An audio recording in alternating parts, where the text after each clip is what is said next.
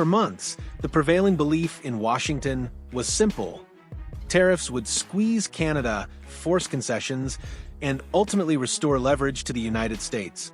What policymakers did not anticipate was the scale, coordination, and endurance of Canada's response, nor the speed with which that response would begin producing tangible consequences inside the American economy itself.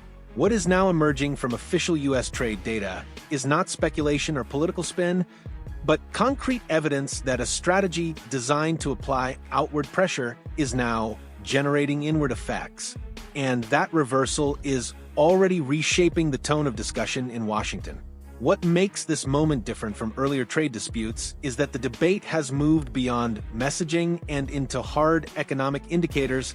Now, Janice, the report also has some new stats on the impact of this trade war on the U.S. economy. We heard GDP numbers for Canada earlier this week, manufacturing taking a hit. What can you tell us about the U.S. impact? Yeah, it's interesting. For each chapter, they talk about how the trade deficit or surplus for the U.S. has changed. And that reveals that U.S. goods exports to Canada are down by over $13 billion. And U.S. goods imports from Canada are down by nearly $30 billion over the last year. And the trade and services, things like tourism, those have been disrupted too. These figures do not point to a brief slowdown or seasonal fluctuation. They indicate a disruption substantial enough to command attention at the highest levels, because declines of this magnitude signal deeper shifts in demand, supply chain realignment, and mounting strain on industries dependent on cross-border integration. What is especially notable is that these findings are now being formally presented to Donald Trump, meaning the issue has moved from the margins into the core of U.S. economic and political decision-making. This outcome is not the product of a single policy choice or a short-term reaction, but the result of multiple layers of Canadian. The United States is flagging what it calls trade irritants in a new report, and it cites several measures here in Canada, including the federal government's Buy Canadian procurement policy and the decision to pull American alcohol off the shelves. CTV's Caitlin Wilson joins us live now with more on this. Caitlin. Yeah, Patricia, the federal government announced its Buy Canadian policy in December in response to U.S. tariffs. And while American businesses say they have a hard time fighting for contracts, some point out the U.S. has a similar policy on their side of the border. When it comes to grocery shopping, if it's American, Scott Proudfoot isn't buying it. It's about buying Canadian, but also, frankly, just not buying American. And he's not alone. Many shoppers are still checking the labels in response to the trade tensions with the U.S. It has been evolving dynamically. At the consumer level in Canada, purchasing decisions have undergone a sustained shift, no longer neutral, but increasingly shaped by economic and political considerations. At the institutional level, government policy has been recalibrated to reinforce that same direction. Together, these forces have created a feedback loop where policy influences behavior and behavior strengthens policy, producing a level of alignment far more durable than a typical trade reaction. This is where the pressure becomes visible. When that alignment concentrates within a specific sector, its impact is amplified. And in this case, the alcohol market has emerged as one of the clearest examples of how Canada is exerting real economic pressure. And so this trade report says that it's really hampering the ability of U.S. manufacturers, businesses to get their products to Canada. So they're saying that they want this removed immediately. You look at the LCBO, for example.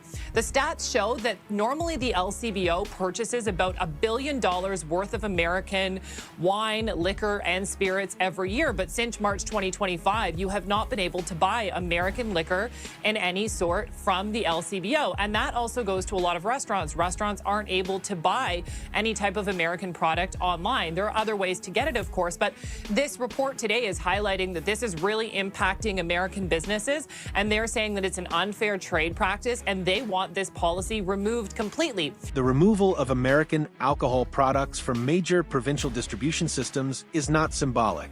It is a targeted contraction of $1 billion market executed through centralized networks that allow policy decisions to translate into immediate economic impact.